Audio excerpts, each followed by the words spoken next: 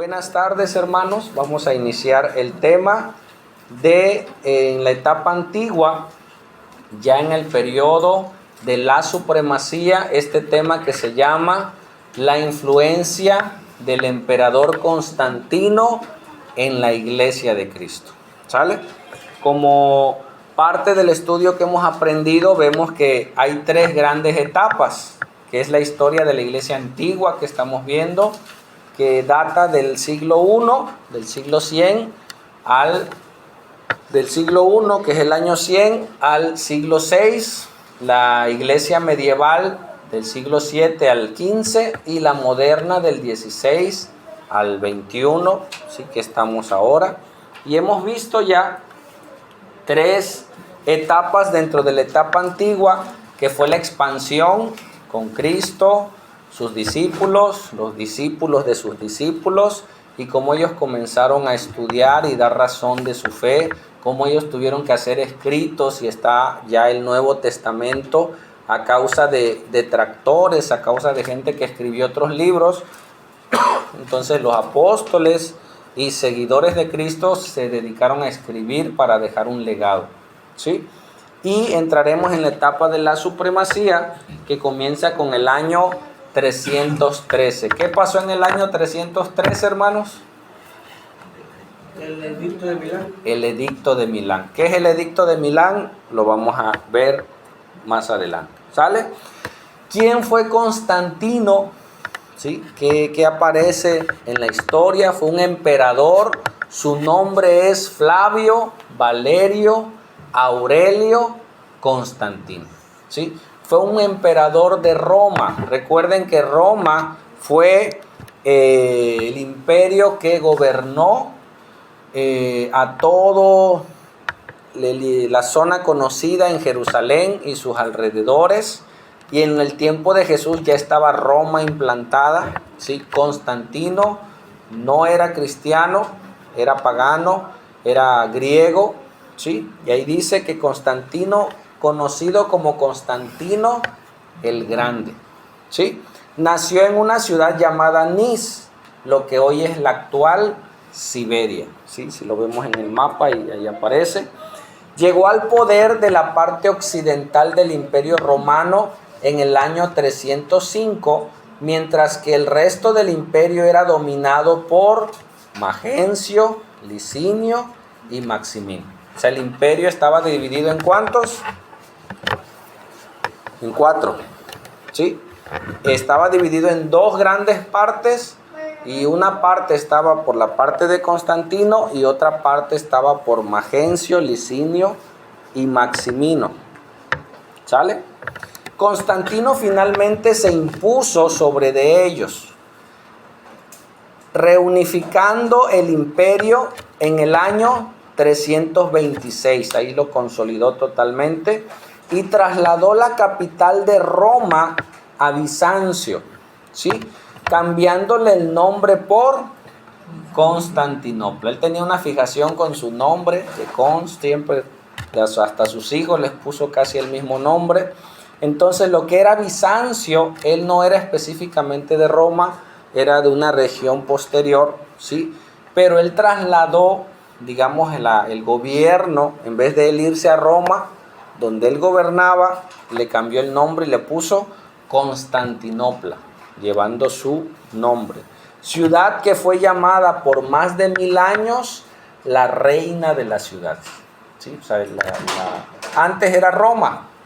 Ahora la que creció gracias a Constantino fue Constantinopla y le puso su nombre. ¿Sale?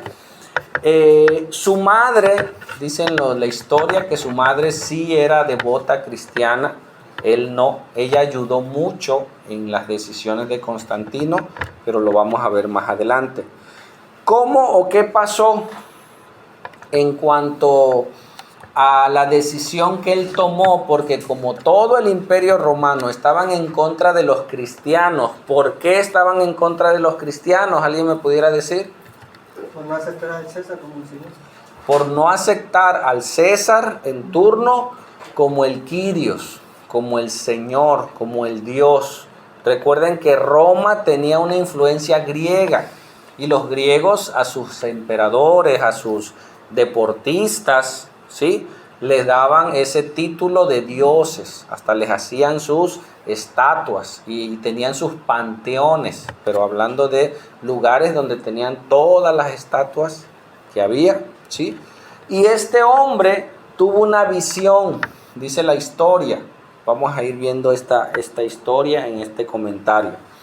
Una leyenda dice que durante la lucha contra Licinio, uno de los tres que mencionamos, que era el más fuerte, en el puente Milvio, el 28 de octubre del 312, o sea, un año antes del edicto, ¿sí?, se provocó esa guerra. Anteriormente, la única manera de llegar a un acuerdo para tomar una ciudad era irse a la guerra. O sea, para ellos no había como hoy tratados entre estados, tratados entre otros países. Ahí no había eso. Entonces, ¿qué hacían? Conquistarlos, ¿sí? Entraban en guerra y el que ganaba tomaba el poder de ese lugar. Entonces, entran en guerra. Se dice que el ejército de Licinio era más grande, ¿sí?, era mayor. Entonces dice que Constantino tuvo una visión, ¿sí?, en una cruz en el cielo, y dice que él escuchó una voz que le dijo: en este signo vencerás. Y vio un signo en el cielo, ahorita lo vamos a ver. Él mandó levantar un estandarte con este signo como señal de batalla. Otros historiadores dicen que mandó a poner el signo en todos los escudos de sus guerreros y aparte el estandarte, ¿sí?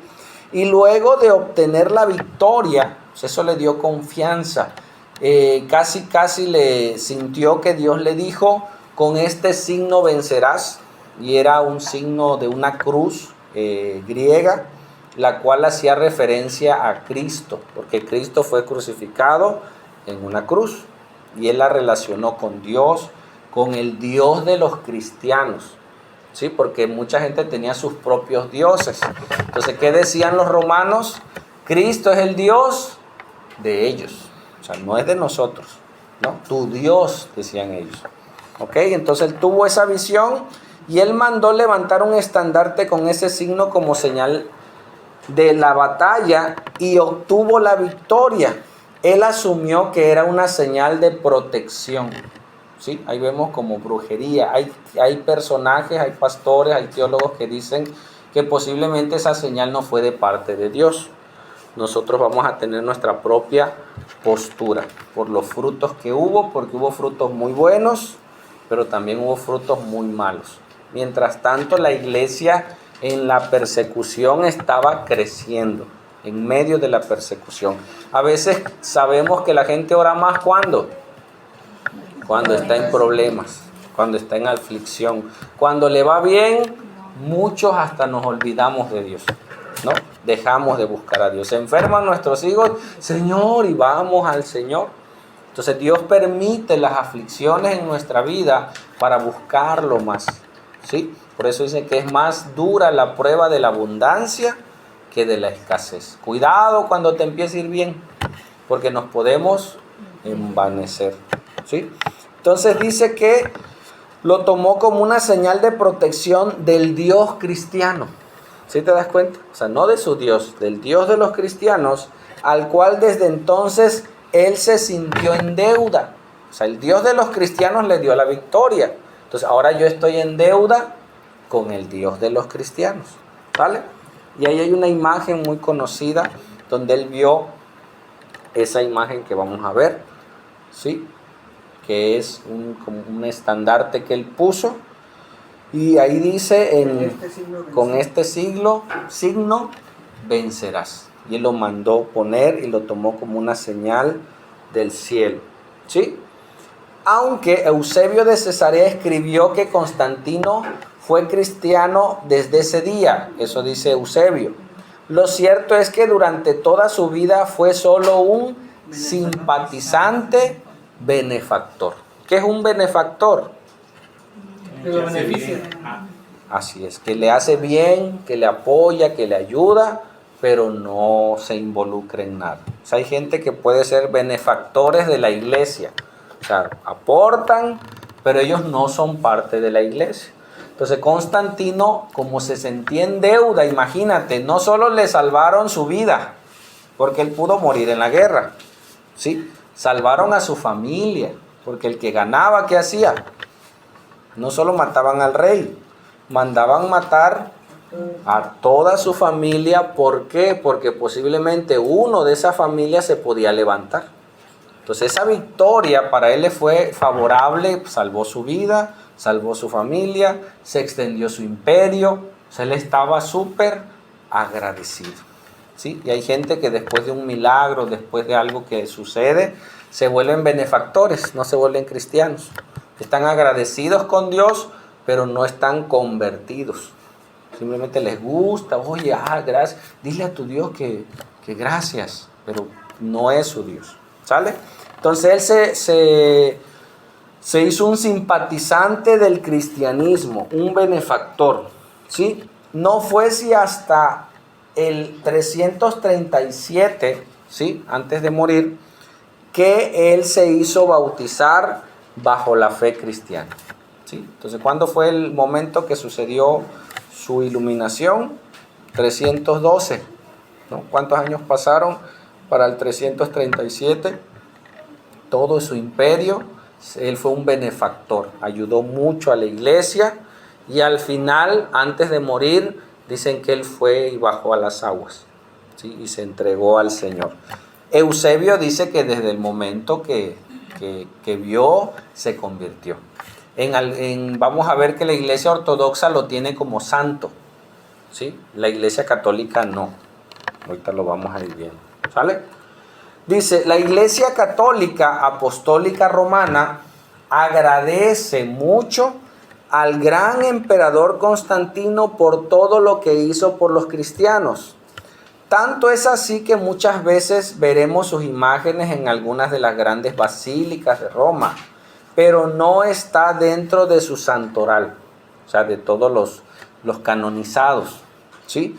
Nunca fue canonizado, así le llaman santoral al lugar donde tienen todos sus... Haz de cuenta que Roma es como un tipo de los griegos, también tienen a sus ídolos, pero cristianos. Lo vamos a ir viendo cómo esa ideología se infiltró dentro del cristianismo. Ya no adoraban dioses, ahora veneraban hombres devotos de Dios. O sea, nada más cambiaron la idea, ¿sí? Dice, por el contrario, Constantino es considerado un santo por la iglesia ortodoxa y venerados cada 21 de mayo. Para la iglesia ortodoxa lo vamos a ver cómo hubo una separación entre la iglesia romana católica y la iglesia, digamos, católica ortodoxa. Hubo un gran cisma, porque hubo dos papas en ese tiempo, que los dos quisieron tomar el imperio, o sea, tomarse como jefes de la iglesia, y como no llegaron a un acuerdo, se separaron. Y fue un gran cisma. México, en su gran mayoría, toma la iglesia católica como la iglesia de Cristo, la iglesia universal. Los ortodoxos, por la parte oriental, dicen lo mismo. ¿Sí me escuchas? O sea, yo ni sabía que existían los ortodoxos. Entonces, si tú hubieras nacido de la otra parte del oriente, tú creyeras que la iglesia católica ortodoxa, no la romana, es la primera. Lo mismo que dicen los católicos, que eso es la madre iglesia, es lo que dicen los ortodoxos del otro lado. Pero nosotros, como no sabíamos historia, ahora lo estamos aprendiendo, ¿sí? Vemos que ya la iglesia tuvo una separación. Estamos viendo en la historia de la iglesia cómo se desarrollaron algunos puntos de la religión, ¿sí? Y dentro de eso siempre Dios guardó a los cristianos, ¿sí? A su iglesia pura, a santos dentro de la iglesia. Aún estuvieron ahí. Siempre Él guardó el remanente. ¿Sale? ¿Algún comentario sobre Constantino? que hayan escuchado, que sepan.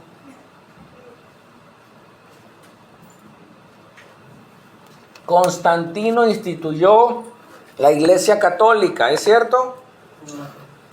No. ¿Sale? Yo por mucho tiempo hasta lo dije. Es que el año 313 Constantino instituyó como religión oficial al cristianismo. No. ¿El que hizo? Un edicto donde cesaron las persecuciones de los cristianos. ¿Sí? Y él se hizo un benefactor y ayudó al cristianismo. Pero él no se convirtió hasta después. De hecho, ayudó. Hay algo que se llama concilios que hizo la iglesia. Y ahí lo que hizo el gobierno, ahorita lo vamos a ver. ¿Sale? Ok. Resultados favorables y resultados desfavorables de las acciones de Constantino en materia religiosa. Vamos a ver cuáles son los resultados favorables. Hermana Lolis, ¿pudiera leerlo fuerte? Primer resultado favorable. Acabó con la persecución, promulgó el edicto de Milán el año 313, poniendo fin a las persecuciones y devolviendo los bienes expropiados a los cristianos. Amén. ¿Sí? ¿Fue favorable para la iglesia, hermano? Imagínate que te ande persiguiendo no los de otra religión, el gobierno. ¿Sí me explico? O sea, el mismo gobierno te está persiguiendo, te quitó tu casa por creer en Jesús, andas huyendo y de repente, ¿sabes qué? Ya no hay persecución. Regresen a sus casas. O sea, no sé si te ha pasado, gracias a Dios a mí no. Pero que tengas que salir de tu casa, de tu ciudad, volver a regresar, hermanos, a tu ciudad, volver a regresar con tus vecinos. O sea, fue algo maravilloso, fue algo increíble, ¿sí? Para muchos que se diera ese edicto, porque emperador tras emperador, cada vez era mayor la persecución.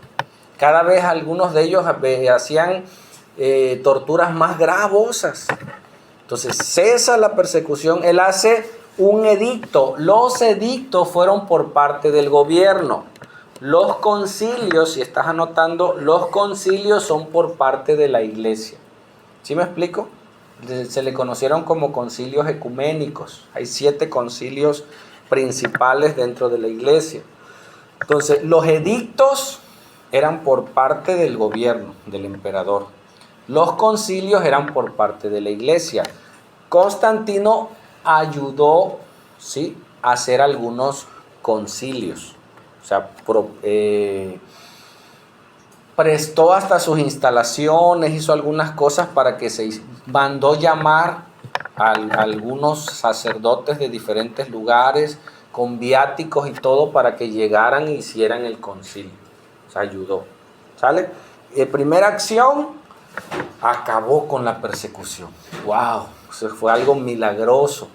Que un emperador pagano, o sea, ¿te estás dando cuenta del milagro? O sea, un emperador que no conocía a Dios, que tenía a los cristianos. ¿Qué estaba sucediendo ahí? O sea, fíjate lo grave en su imperio.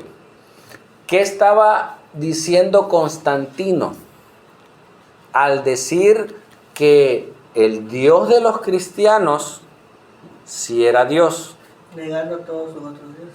Y tratar de tener su autoridad de él. Que era su propia autoridad como el único Dios. ¿Te das cuenta? O sea, el emperador era el Dios del pueblo. Ahora, el decir que el Dios de los cristianos sí era un Dios mayor que todos los dioses, él se estaba poniendo abajo de Dios. O sea, fue algo sobrenatural, porque él estaba haciendo abajo su propia majestuosidad como el Kyrios, y estaba perdiendo la adoración del pueblo hacia él. Pero él se dio cuenta que eso le favoreció como buen político a su imperio. ¿Qué hacen los políticos hoy en día? buscan a los cristianos, a los católicos, a todas las religiones porque quieren quedar bien con todos. O sea, les favorece darle favores a todos, hasta los de LGBT, o sea, todos, porque para ellos son votos, ¿sí? Entonces él fue un buen político, o sea, usó también esa astucia para engrandecer su reino. O sea, Constantino fue un hombre muy inteligente. ¿Sale? Siguiente punto, hermano Cristian. Abolió el paganismo. En 319 prohibió la adoración pagana y la construcción de estatuas de ídolos. Y en el 326 ordenó la destrucción de las que aún quedaban y la confiscación de los bienes de los templos paganos. Amén.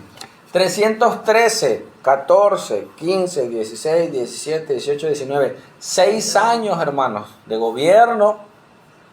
El cristianismo tuvo bendiciones.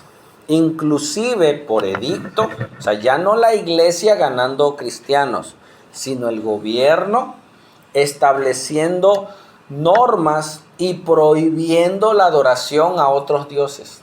No solo favoreció al Dios de los cristianos, sino prohibió, ¿sí?, en su imperio la adoración a otros dioses. ¿Sí? Dice, y la construcción de estatuas de ídolos paganos. Y en el 326 ordenó la destrucción de las imágenes que aún quedaban y las confiscaron de los bienes de los templos paganos. Se quitaron todos los bienes y muchos de los templos paganos se los dieron a los cristianos.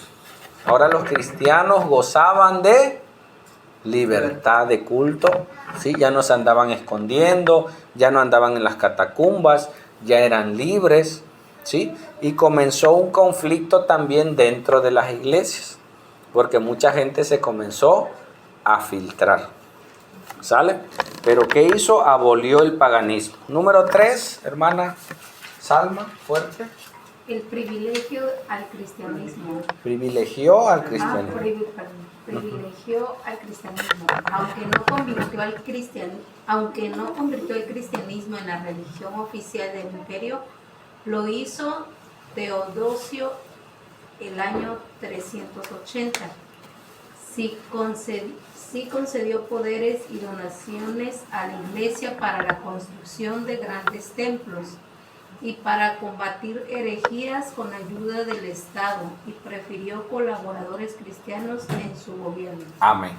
Entonces él comenzó a tomar en su gobierno a personas cristianas. ¿Por qué creen?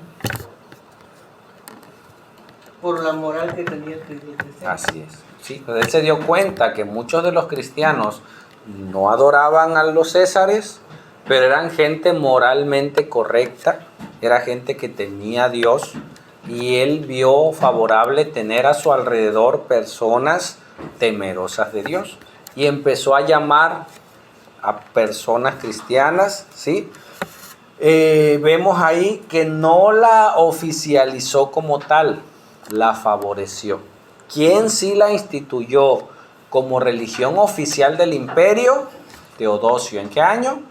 380. O sea, él la estableció y dijo, a partir de ahora, todos aquellos que estén bajo mi imperio serán universales, católicos. Ahí nace el término católico universal. Acuérdate que católico significa universal. La iglesia oficial del imperio fue hasta el año 318.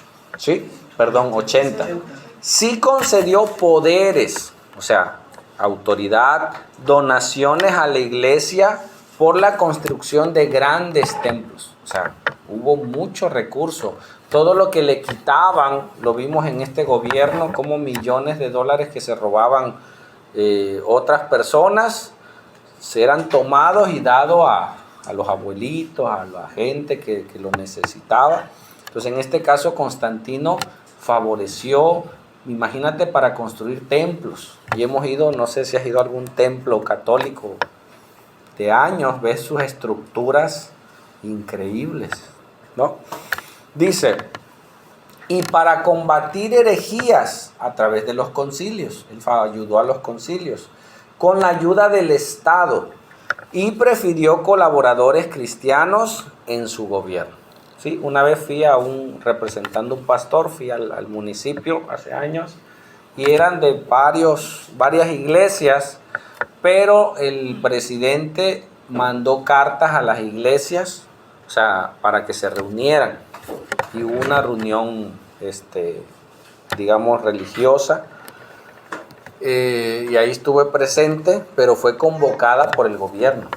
O sea, te mandan la carta a la iglesia, pastor, mire, queremos que nos acompañe en esta reunión, y aunque tú vas porque es el presidente de la ciudad. Entonces él convocaba a los líderes de diferentes lugares para combatir herejías en los concilios. Y no solo los convocaba, los financiaba.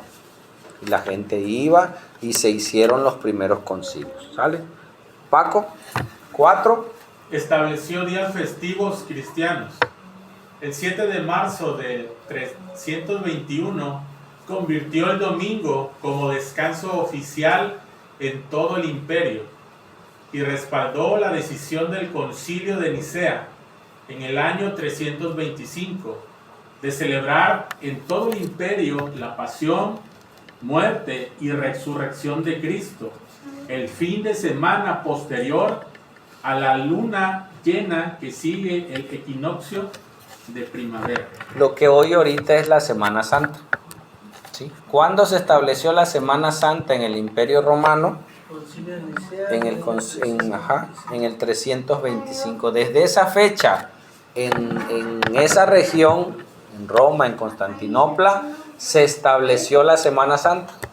Y todo el imperio gobernado en este caso por los romanos, se estableció así. Como México fue conquistado por los españoles bajo el imperio católico romano, nos dejaron esas fechas. ¿Sí me explico? Y hasta el día de hoy se sigue festejando. ¿Sí? Y muchos dicen, ustedes cristianos celebran el domingo porque Constantino se los dijo. El 7 de marzo del 321, Constantino estableció como reunión oficial los domingos. Es lo que muchos dicen, que cambiamos, que la Iglesia Católica a través de Constantino cambió, ¿sí?, el sábado o el sabbat por el domingo. ¿Es cierto eso? No. ¿Qué sabemos por la historia? 1. ¿Constantino ya era cristiano? Todavía no era cristiano. No. Favorecía a los cristianos. Como los cristianos, no los judíos. Los judíos tenían su sabbat, pero los cristianos, como Jesús resucita en domingo, se les aparece en domingo, ya los cristianos gentiles comenzaron a tener sus reuniones dominicales. Entonces Constantino, al ver que muchos cristianos, todos los cristianos, sus reuniones eran en domingo, ¿qué hizo? Pues ahora, para que no tengan excusa para reunirse por su trabajo, por su trabajo, por X o Y, bueno, ahora para que puedan ir a sus iglesias, hermanos cristianos, les voy a dar el domingo para que no tengan impedimento. ¿Sí? Entonces, por mucho tiempo, México, en todos los lugares, el domingo era día de descanso. ¿Escucharon? En todos los lugares. Ya cuando empezaron a entrar en México las empresas extranjeras, se perdieron. Buenas noches. Se perdieron los descansos de domingo. Tú vas a un Oxxo hasta en la noche. Tú vas a alguna empresa que no es mexicana, ya, o sea, por el consumismo, ¿sí? Será.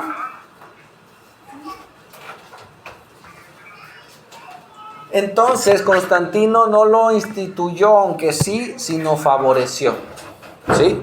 Y lo dio a favor de la iglesia como descanso oficial, ¿no? Gracias a Constantino, muchos descansan los domingos. Y nosotros no guardamos el domingo por Constantino, por amor a nuestro Dios. Amén. Entonces, ahora imagínate, hay muchos hermanos que sí descansan en domingo y no van a la iglesia. No, o sea, no tenemos nosotros excusa, ¿no?, para buscar un día a la semana al Señor. Entonces, aprendemos esto. ¿Alguien sabía este dato? Algunos de nosotros ya, pero otros no. Entonces, Constantino favoreció porque ya la iglesia se reunía en domingo. O sea, él simplemente, como favor, como gratitud a Dios por haberlo salvado, él seguía con un corazón agradecido, ayudó, ¿sale? Y lo puso en su imperio, ¿sale? Ok, y vemos que en Semana Santa quedó desde esa ocasión hasta el día de hoy, se sigue celebrando. Y a veces preguntas, ¿y cuándo va a caer Semana Santa? De acuerdo al equinoccio de primavera. Sí, así quedó establecido. En todas las ciudades que estuvieron bajo el Imperio Romano, pues en este caso fue México, lo hacen así. En Occidente lo celebran otras fechas. ¿Sale? Sustituyó la crucifixión por la horca. O sea, en casos de personas que ameritaban la muerte por un castigo, él dijo no. Antes la crucifixión era la pena máxima, ser crucificado públicamente, pero como Cristo fue crucificado, él dijo no. Cambió la crucifixión por la horca como pena capital por motivos cristianos. O sea, ya nadie va a morir como Cristo, o sea, por amor a Cristo, por favor a Cristo. Entonces él cambió esa parte. Vemos 4 acciones muy buenas que favorecieron al cristianismo. Ahora veremos algunas acciones desfavorables, en qué no ayudó. ¿Sale? ¿Qué vemos ahí, hermano Miguel, por favor? Número 1. Secularización de la iglesia. Las medidas de Constantino aceleraron el crecimiento y el nominalismo dentro de la iglesia cristiana. Amén. El sincretismo. Dice, la secularización. ¿Qué es secular? Algo mundano, algo que no tiene que ver con Dios. Entonces la iglesia se empezó a filtrar con otras ideologías y se llama sincretismo. Dice, las medidas que Constantino hizo en su imperio aceleraron el sincretismo. ¿Sí? ¿Qué es el sincretismo? Tú ves un matrimonio, se casa, no sé, un paisano con alguien de otro pueblo, tienen diferentes maneras de comer, ¿sí? Uno de Yucatán, ¿no? Madre lindo, se casa un yucateco con un veracruzano y tú vas a su casa y ves su comida y ya es una mezcla, o guardan algunas cosas y nunca falta el frijol, dicen los yucatecos, ¿sí o no, hermano? Entonces ves casas con un sincretismo, o sea, no que el cristianismo tiene que vencer tu ideología pagana. El sincretismo permea las dos ideas y trata de conservar esas ideas sin afectarse el uno al otro. Pero eso afecta a Dios. ¿Sí me explico? Entonces se permeó el sincretismo y el nominalismo. O sea, la iglesia se empezó a hacer solamente los domingos. Iglesias de culto. Antes, ¿dónde se reunían? Donde podían, en las casas. Todos predicaban a Cristo, estaban huyendo, pero tenían un fervor. Imagínate que te estén persiguiendo. ¿Cuál era tu oración en la noche? Señor, Padre, gracias porque hoy me guardaste. Te enteraste que mataron a uno, o sea, vivías en una devoción a Dios.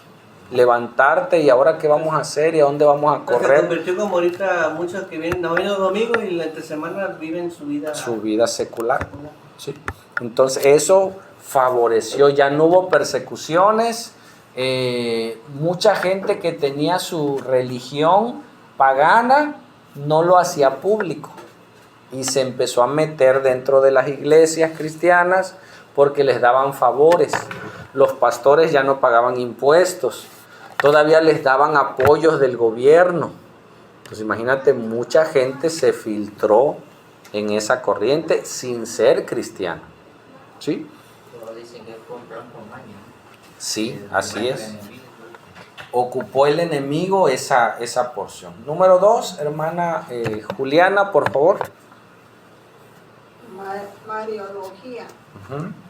Un ejemplo específico del sincretismo fue la adoración a María, como expresión cristiana de los cultos paganos a las diosas madres que fueron adoptados dentro del cristianismo. Amén.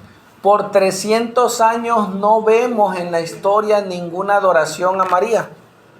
No hay en la historia ningún rezo a María, ni nada. Pero como las otras religiones paganas sí tenían sus diosas madres, vieron que ¿qué hace el sincretismo? No quiere afectar a la otra persona. Entonces yo permeo y ellos buscaron, bueno, nosotros como cristianos, entre comillas, ¿qué mujeres son las que pudiéramos darle favor? ¿Y quién más que María? ¿No? Entonces ellos le cambiaron a sus diosas por María. Fue lo que pasó en México. Cuando llegaron los españoles, les presentan a una María güera, ¿no? Como los españoles, y dijeron los mexicanos, dicen, no, esa no es mi mamá. Ah, bueno, se la cambiaron y le pusieron una mujer morena, que ni siquiera es María, ahora es Guadalupe, ¿sí? Y ahora el mexicano tiene una adoración a María. Y eso tiene un trasfondo espiritual, porque en la conquista de los españoles a nuestros paisanos, a nuestros antepasados, la muerte era hacia los hombres, o sea, hacia los guerreros. Entonces quedaban los hijos con mamá. ¿Sí me explico? O sea, mataban a papá, porque eran los guerreros, entonces solamente quedaba el hijo con la madre. Entonces el mexicano tiene una adoración a María, a la mujer. Y en este caso le presentas a María como madre. El mexicano tiene una adoración mayor. Tú ves los 10 de mayo, se paran las ciudades. Fiestas, globos. Y ves el Día del Padre. Nadie. No, ni en la escuela, nada. ¿Por qué? Porque así fuimos educados. Y se promovió ese sincretismo. Y uno de ellos fue la mariología. ¿Sí? La adoración desmesurada a mamá, a la diosa madre. En muchas culturas vemos a la mujer con el niño, ¿sí? Y vemos también en la iglesia católica a María con Jesús, supuestamente. ¿Y José? ¿Se perdió? ¿No? Entonces, como cristianos, nosotros sabemos que amamos a María, pero María, ¿dónde está? Está en el cielo, no es omnipresente, no puede escuchar nuestras oraciones, y la respetamos con gran admiración, pero no la adoramos ni la veneramos, ¿sí? Como dicen ellos, que es diferencia entre adoración y veneración. Pero cuando vemos el nacimiento de la mariología, después del 300, ¿sí te das cuenta? Ok, siguiente parte, hermano, hijo, por favor, fuerte. Veneración de imágenes. Por el financiamiento del Estado se hicieron estatuas en honor de los apóstoles, héroes y mártires cristianos, lo cual acabó en idolatría cristianizada. Amén. Sí, ¿qué adoraban los paganos? ¿Qué adoraban los griegos? Todo lo que se pudiera. A los césares, a los que ganaban las olimpiadas, a alguien que hacía algún invento o algo, todo adoraban. Entonces, ahora, ¿cuáles eran los héroes? Los apóstoles, los mártires. Entonces, en honor, en un principio, hoy se hace en México y en algunos países, cuando, no sé, un presidente hizo grandes obras en la ciudad, muere el presidente, ¿qué hacen? Le levantan su estatua, pero no queda más que eso, un recordatorio en la avenida principal, y dices, no, pues Lázaro Cárdenas, pero no nos paramos a adorarlo. ¿Sí me explico? Entonces, en un principio ellos lo quisieron hacer como recordatorio, ¿sí? No en fin de adorar, pero en el corazón del ser humano caído siempre está la idolatría. Entonces, eso sirvió para que después se hubiera estatuas en cada iglesia. Tú entras a la iglesia de San Pedro, a cualquier iglesia, y están todas las en honor, ¿no? Cuando dice la Biblia que no hagamos imágenes, no sea, dice, que seamos movidos a postrarnos sobre ellos, ¿no? Entonces ahí, desde esa fecha, comenzó la veneración a las imágenes. ¿Sale? Siguiente punto, hermana Sara.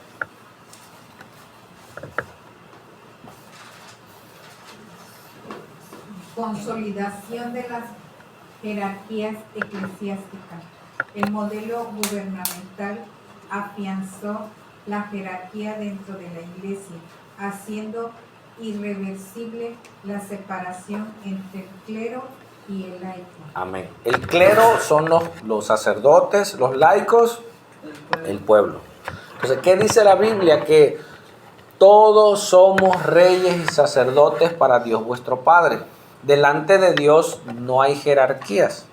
Todos somos hijos de Dios. Todos tenemos un llamado. Todos tenemos un ministerio dentro de la iglesia. Si tú estás en la iglesia, tú tienes un llamado de parte de Dios para servir. No solo el pastor o los líderes. Entonces, ahí hubo una consolidación de la jerarquía, de la división, ¿sí? Entre el clero, o sea, la iglesia que servía, y los laicos. Entonces, los laicos, ¿qué empezaron a hacer? Simplemente a ser congregantes. Tú ves reuniones católicas, van ellos, participan y se van. Entonces, aquí nosotros tratamos de que todos participemos en la adoración, en el servicio, etcétera, etcétera, en la predicación de la palabra, porque no es de un grupo, ¿sí? Sino es de un cuerpo. Tú estás injertado en el cuerpo de Cristo y entonces necesitamos de la guianza del Espíritu Santo. Y esto ayudó a consolidar esa jerarquía, ¿sí? Y eso fue el preámbulo para el papado, para tomar un líder máximo y diferentes escalinatas de poder. ¿Sale?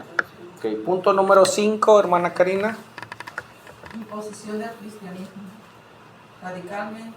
Rápidamente, la iglesia pasó de perseguida a perseguidora.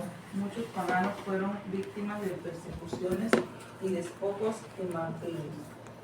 Así es. Entonces ya no solamente cesó la persecución, sino decimos nosotros, se le estaba dando vuelta a la tortilla, decimos mucho, ¿no? Después de ser el cristianismo perseguido, cesa la persecución, ahora los cristianos comenzaron a perseguir, no los cristianos, sino ya el imperio, en un amaciato con el cristianismo, a perseguir todo aquello supuestamente para bien de aquellos que se decían paganos, entonces estaban en contra de Dios. ¿Sí me explico? Dice entonces, rápidamente la iglesia pasó de perseguida a perseguidora, ¿sí? Muchos paganos fueron víctimas de persecuciones, despojos y martirio. Ahora los paganos eran martirizados por no creer en el cristianismo, en Cristo. ¿Sí? Vemos qué terrible. Ahora y todo lo que se hace por imposición siempre va a traer problemas. ¿Sí? Todo lo que se hace por imposición. ¿Qué es lo que hace Dios? Dios no te impone, Dios te enamora.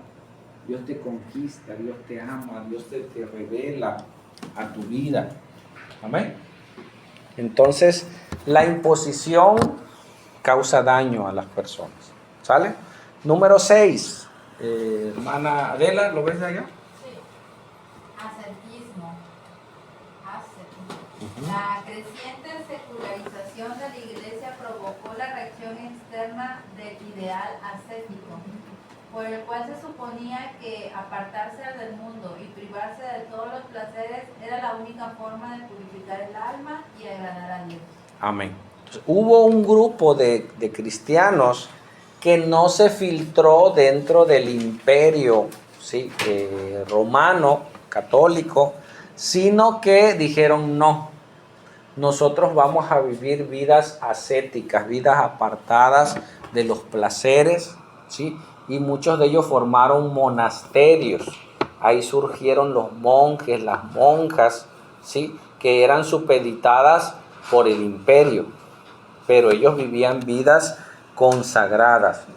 ¿Por qué? Porque hubo una creciente secularización. O sea, la iglesia ya no veías la diferencia entre santos o santas de Dios.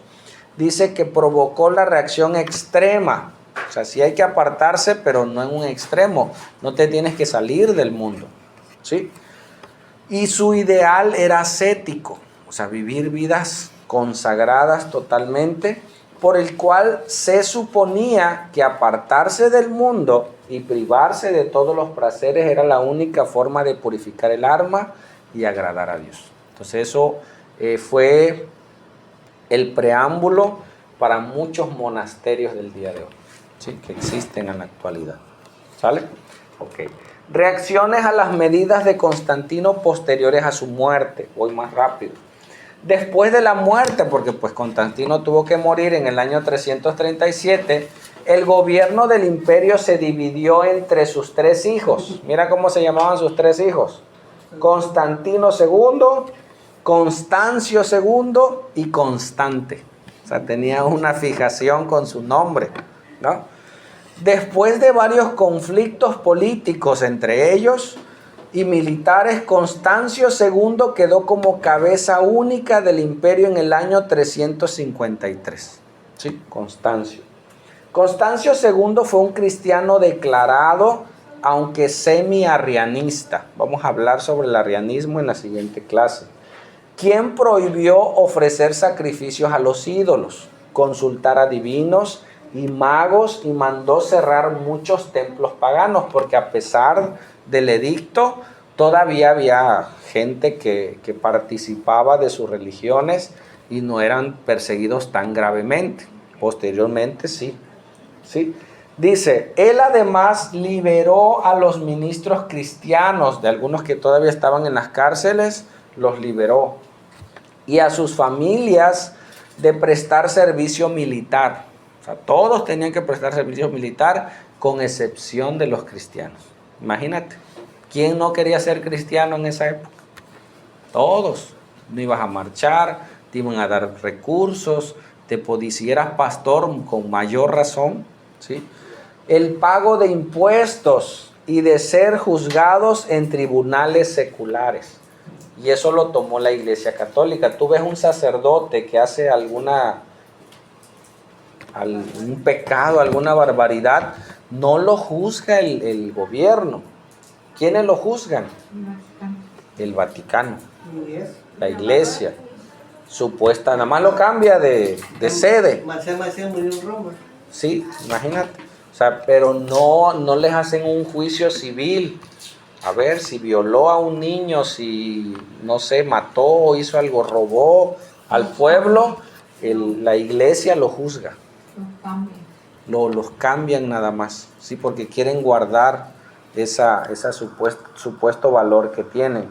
Entonces sirvió en un principio, pero después se pervertió. ¿Sí? Ok. Dice, al morir Constancio II fue sucedido por el emperador por su primo Julián, quien había sido criado como cristiano, pero este Julián, al llegar al poder, renunció públicamente al cristianismo, abrazó el paganismo y declaró la libertad de culto en el imperio. O sea, si tú eras de otra religión, adorabas otros dioses, adelante. Parecía que se iba a volver a corromper. Esto le ganó el sobrenombre del apóstata. ¿Quién? Constancio Julián, perdón. Fue el emperador apóstata, así fue apodado. Él financió la reorganización del paganismo en cada ciudad importante y concedió volver a sus ciudades a todos los exiliados por herejía. Cualquiera que se le declaraba hereje, lo sacaban del imperio.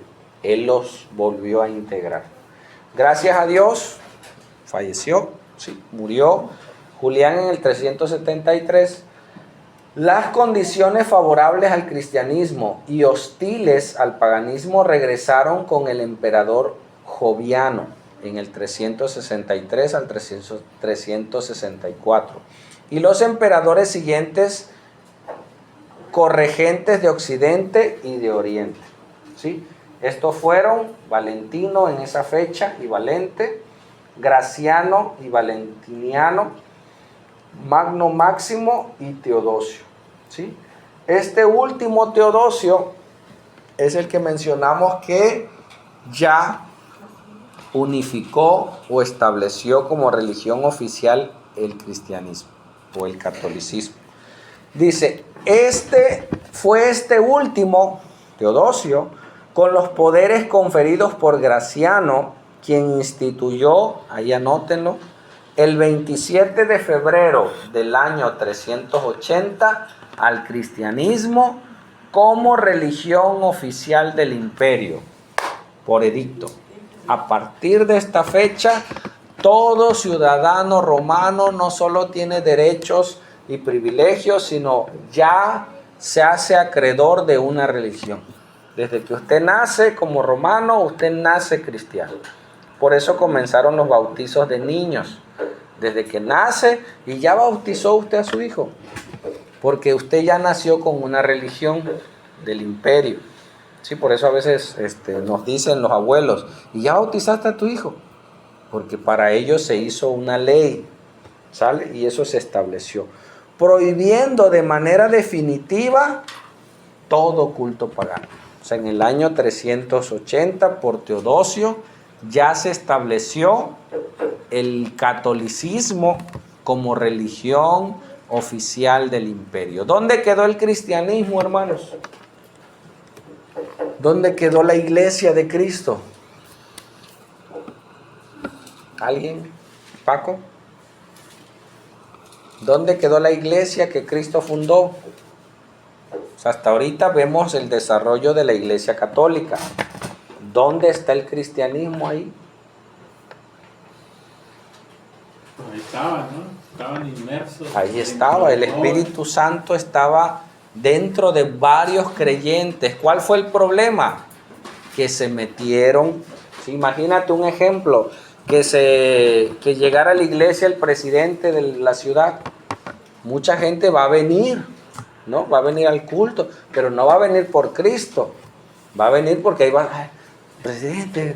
Y entonces mucha gente se va hasta congregar con nosotros, vamos a suponer, por favor del hombre, no por el favor de Dios, pero sigue la iglesia. Entonces se metió mucha gente inconversa a las filas del cristianismo y surgió de una manera desastrosa el cristianismo en algunas partes, no en todas, ¿sí? Muchos sacerdotes, muchos monjes, muchos teólogos que surgieron eran verdaderos cristianos, en defensa de la fe, en defensa de las escrituras, hicieron traducciones de la Biblia, etcétera, etcétera. Pero la cúpula que gobernaba sí estaba infectada de paganismo. Y luego se mezcla con el gobierno, peor tantito. Cosas que veremos posteriormente. ¿Sale? Mientras los acontecimientos políticos liderados por Constantino afectaron a la iglesia desde afuera, ¿sí? Una serie de asuntos doctrinales generaban turbulencia desde adentro, como las herejías y demás.